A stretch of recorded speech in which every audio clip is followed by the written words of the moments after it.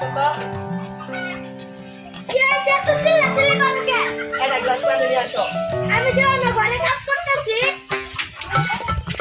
চিল্লাচিল্লি করতেছি খাটা বইটা আবার লাড়া লাড়া টাকা দিতে বুদ্ধি তোমার বিয়া করছি কি এর জন্য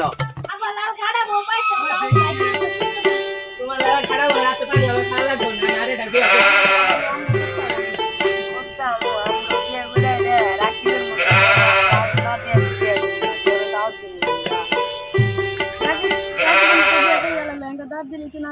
তাকে বললো তুই বিয়ে করে মেলা সুখে আসবে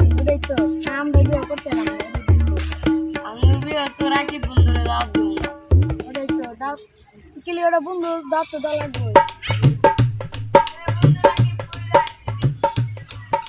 খুব প্যারাই আছি রে এইটারে এখন তোদের না জানে